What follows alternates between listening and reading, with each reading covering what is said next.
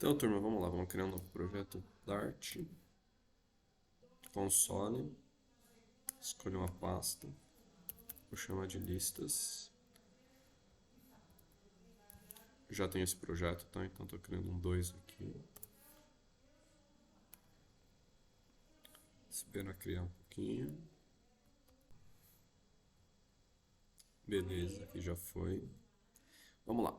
Então imagine que eu vou precisar utilizar uma série de listas, uma série de dados dentro de um projeto. Por exemplo, se eu precisar armazenar o nome de vários alunos, precisar armazenar várias datas, ou se eu precisar fazer um quiz ou um exame de vestibular, um exame de qualquer coisa de testes, e eu tiver que armazenar diversas perguntas. Então, uma opção aqui é a gente colocar string, pergunta 1, e aqui eu colocaria o texto dessa pergunta. E aí, para cada pergunta que eu tivesse, eu tenho uma variável. Dá para ver que isso aqui não é uma solução boa, né? Por um teste que eu tivesse milhares de questões, não tem como ficar a gente manipulando um monte de variável. Então, a ideia é a gente fazer o quê? Criar uma estrutura onde a gente consiga ter várias dessas perguntas. E aí, já deve ter vindo na cabeça de vocês o tal do vetor. Se você estivesse utilizando um Java da vida, a gente poderia declarar um vetor dessa maneira aqui. Só que se vocês repararem, ó, essa sintaxe não existe no Dart. Por padrão, a gente já tem que utilizar a classe lista. Beleza.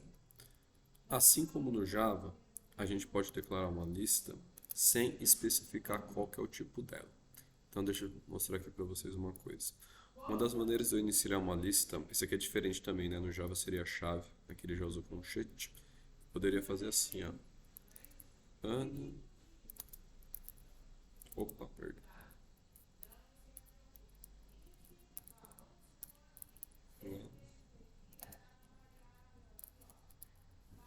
E por aí vai. Eu posso colocar quantos valores eu quiser dentro dessa lista, tá? Como eu não especifiquei qual que é o tipo dela, ela poderia vir aqui, ó, e aceitar, por exemplo, um número, tá vendo? Isso não é uma boa prática, tá? A não ser que a gente precise de ter dados variados dentro da lista, a gente é indicado a gente especificar o tipo dessa lista. Como que a gente especifica tipos utilizados em classes, né? Tem um conceito que é o conceito de generics. Então eu vou vir aqui, ó, vou colocar que vai ser uma lista de string. Repare que agora, ó, ele não pode mais receber os números. Então, coisa que se vocês gostam de anotar, a gente tem aqui então esse termo, né, que é o termo generics. Deixa eu colocar ele entre o sinalzinho de maior e menor.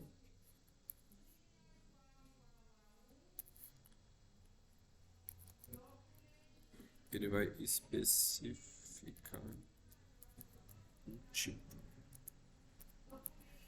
Beleza, então agora esse cara aqui não aceita mais nenhum outro valor que não seja texto. Então eu vou colocar aqui mais alguns.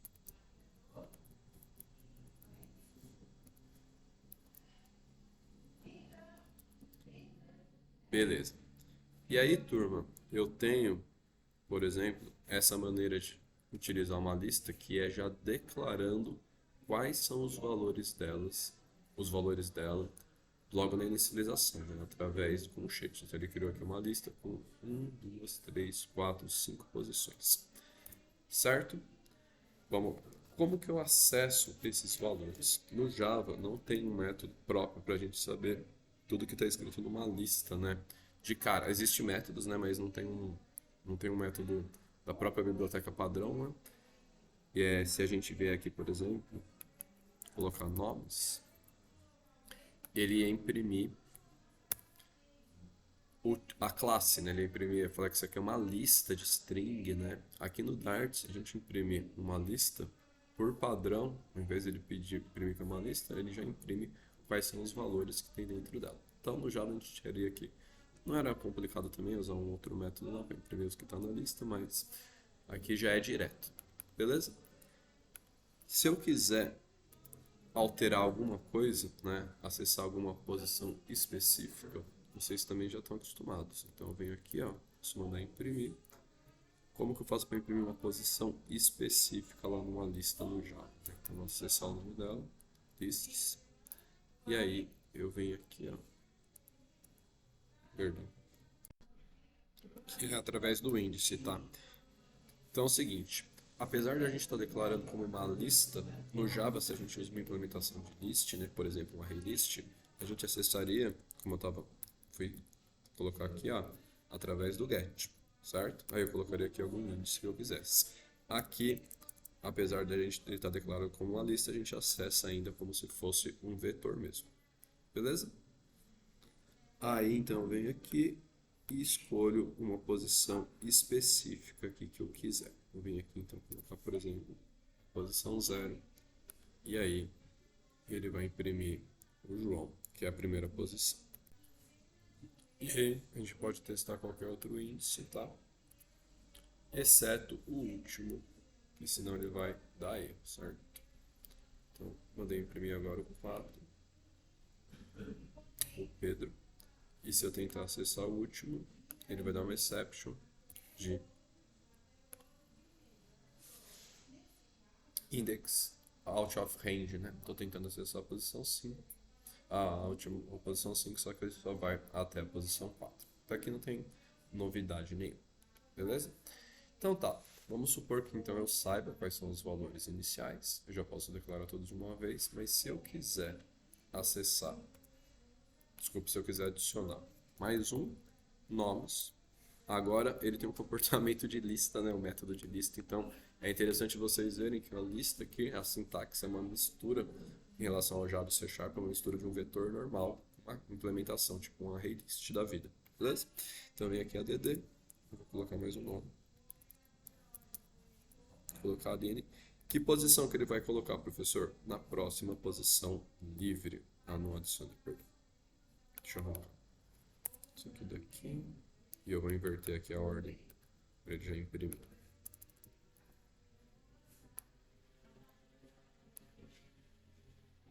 Tá? Acessou a ótima posição livre.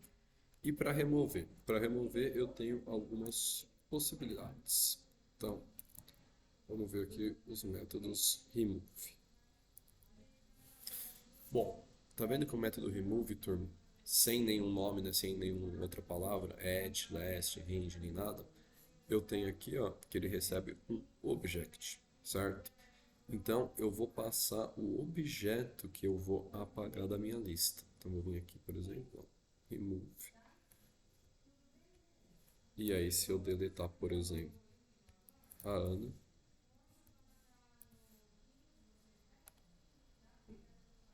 a Ana foi embora. E o que é mais importante, a Aline, ela estava por último, certo? Ele não deixou um buraco na posição da Ana, não deixou nulo. Como ele está usando uma lista, ele automaticamente removeu o espaço em branco, deixando a Aline já aqui do lado do... deixando a Maria do lado do Marcos, né? Ó, juntou a Maria com o Marcos quando a Ana saiu, certo? E aí, turma, o método remove, ó, vocês verem aqui, o próprio nome, ele deixa entender. Esse remove at, ó, ele recebe a posição que você quer apagar. Então, eu não quero apagar para um objeto específico, eu quero apagar um objeto em determinada posição. Então, eu vou vir aqui e vou declarar para apagar, por exemplo, João. Vamos ver se o João vai embora. Pronto, esse foi o João aqui também no meu projeto. Beleza, aí a gente tem mais alguns métodos aqui de remover. O remove last vai remover o último, tranquilo. O range, ele recebe um valor inicial, um valor final, o índice, né? E ele vai remover os caras que estão dentro desse índice. Então, a partir do start, e o end não chega a ser o end, é um menos que o end. E esse aqui que é interessante, que é o where. Olha o que ele recebe aqui, ó, diferente dos outros, ele vai receber uma função. Deixa eu fazer o Dart me mostrar aqui, ó. Ele vai receber uma função e ele vai conseguir remover segundo um critério, através de uma condição booleana que a gente passar. Então, por exemplo, ó, eu posso dar qualquer nome aqui, tá? É um parâmetro que essa função recebe como parâmetro. Então, eu vou colocar aqui, por exemplo, o nome. no singular, tá? Então não vai confundir com esse nome aqui, tá? Esse aqui é o vetor, a lista está no plural. E aí eu posso fazer o seguinte, ó. A partir desse nome, opa, eu quero apagar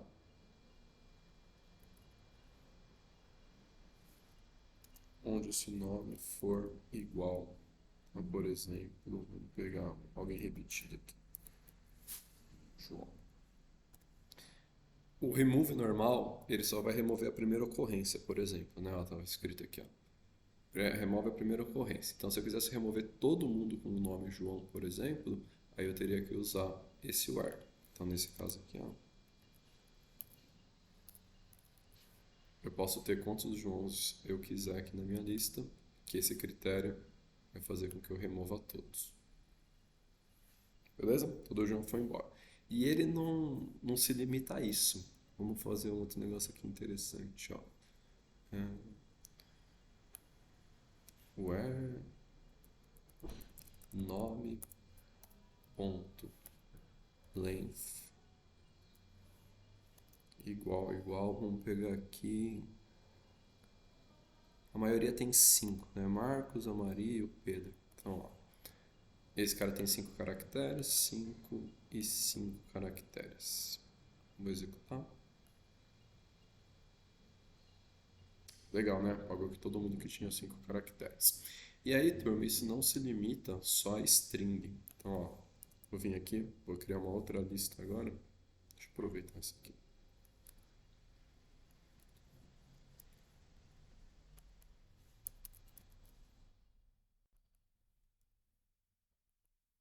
Opa, isso aqui é de int. Vai ser mais fácil escrever. Copiar.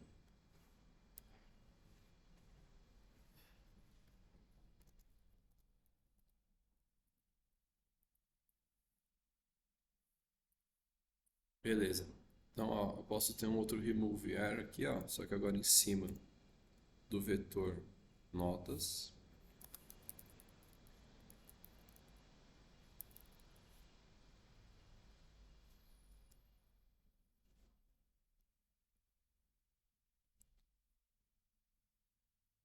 Repararam que no outro ele estava recebendo string, porque o vetor era de string, e esse aqui, essa função está recebendo um int, porque ele já identificou que notas é uma lista do tipo int, tá? Então, eu vou colocar aqui, nota aqui no singular. E aí, eu posso... Opa, deixa eu só fazer a sintaxe correta.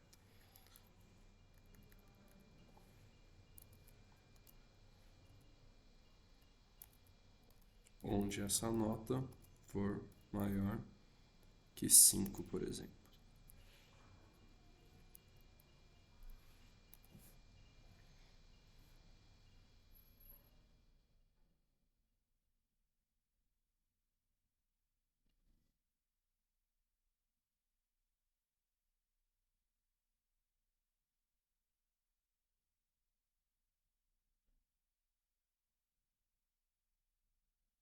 Fecha em parênteses. Beleza. Beleza? Não imprimi a nota, pra saber. Desculpa aí. Então, ó, print notas.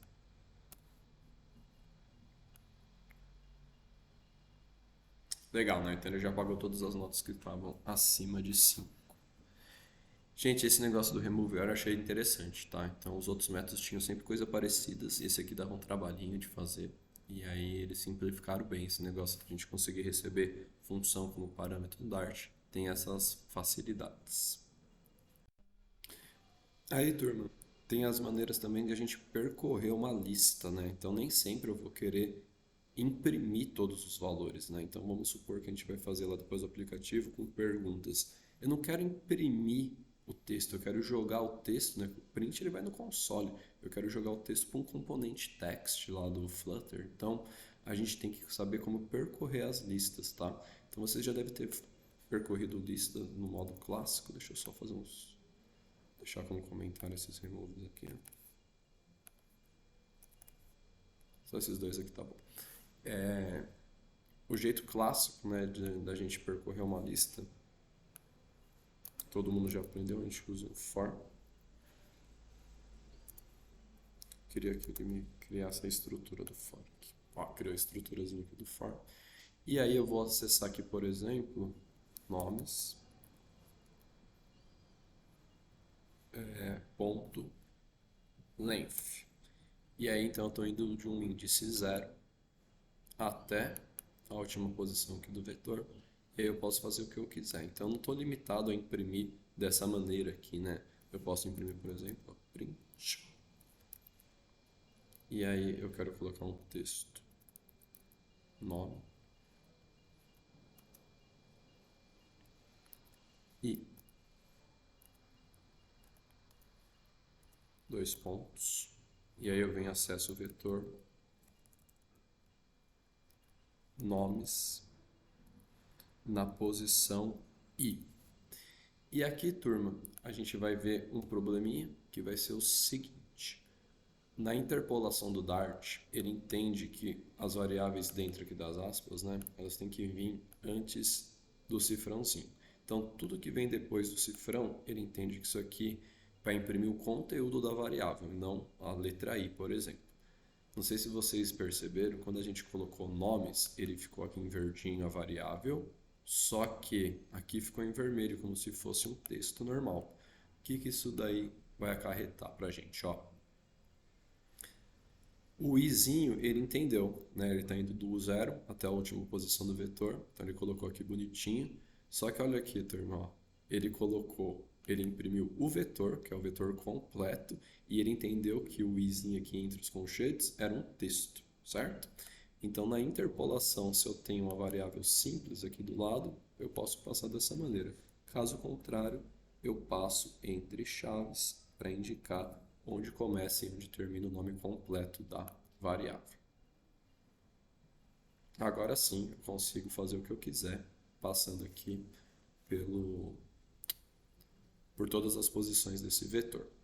E uma outra maneira de eu percorrer o vetor que nem sempre os alunos tiveram isso em aula, não sei por quê, porque é muito comum, é o tal do for each, né? Aqui no Dart ele está chamando aqui de for in. O que ele vai fazer? Ao invés de eu passar por todos os índices e acessar o cara aqui na posição do índice, né? Eu venho aqui, eu declaro, por exemplo, uma variável chamada nome in. Tá vendo que ele está recebendo um collection aqui? Então, quais são as collections? Lista é um tipo de collection, eu tenho um map também, que a gente vai ver mais pra frente. Então, vem aqui, ó, nome in nomes. E aí, para cada nome que tem para cá, turma, ele automaticamente joga para essa variável. Então, a primeira vez ele vai jogar João, a segunda vez Marcos, até terminar a lista. Enquanto tiver, ele joga para cá. Aí eu posso vir aqui, por exemplo, ó, e dar um print.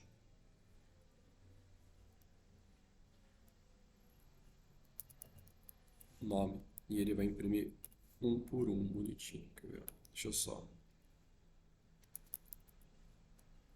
Para ficar parecido com o primeiro.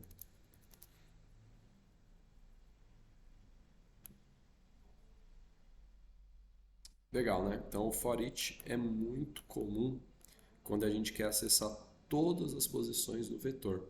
Mas se eu precisar utilizar o índice, como aqui no caso que eu queria colocar a ordem, aí eu tenho que usar um for normal, passando linha por linha.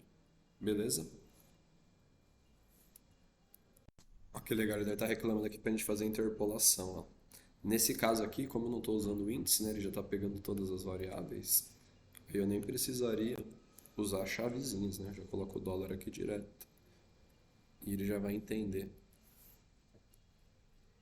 Fazer interpolação é mania de Java aqui, né? Então, ó, a interpolação não, concatenação.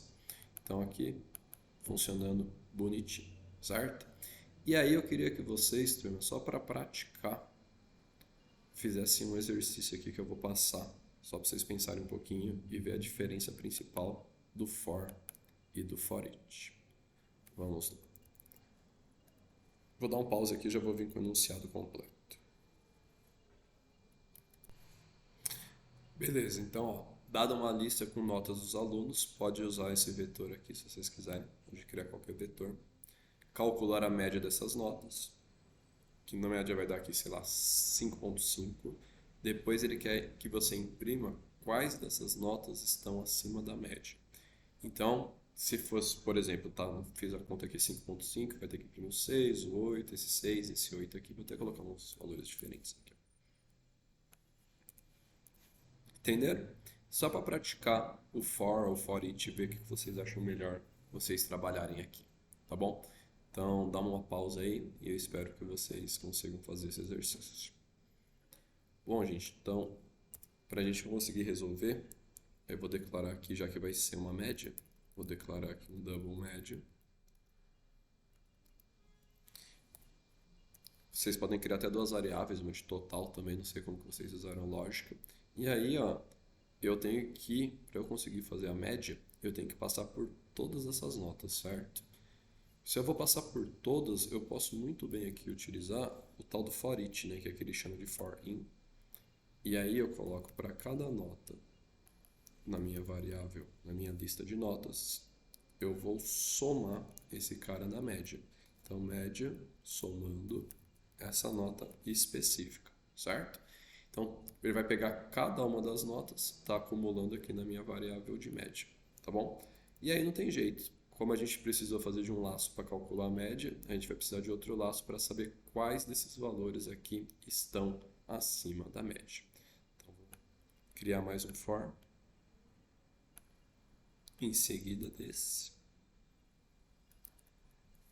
E agora, se essa nota for maior que a média, imprime essa nota.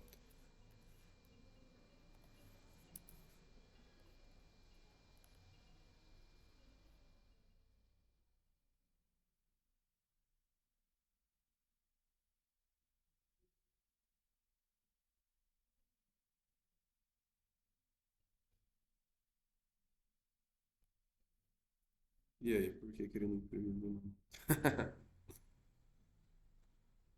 Vamos fazer um debugzinho aqui para ver o que aconteceu. Média igual a zero, média igual a zero. Ah, não calculei. Esqueci o passo de calcular a média. Ele ficou com uma média gigantesca e eu não calculei a média. Então depois que eu sair do for, faço média, tamanho do vetor, notas.length, certo? Então ele estava só acumulando, então ele ficou com uma nota gigantesca e aí nenhuma nota foi acima da média. Agora sim, provavelmente ele vai imprimir bonitinho as minhas médias. Então, ó, vamos ver quanto que deu a média também, ó, só pra gente saber se funcionou. Print média.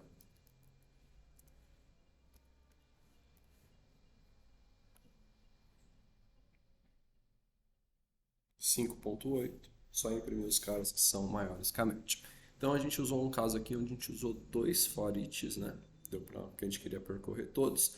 Mas vamos supor que ele quisesse só saber qual que é a posição dessas notas aqui também, né? Qual foi a posição 0, 1, 2, 3, por alguma razão, se ele quiser jogar para um outro vetor, alguma coisa assim. E aí, aí a gente teria que usar o for normal, né? Porque a gente teria que ter o índice passando do 0 até a última posição. Então depende de cada caso, é legal que vocês saibam utilizar das duas maneiras, beleza?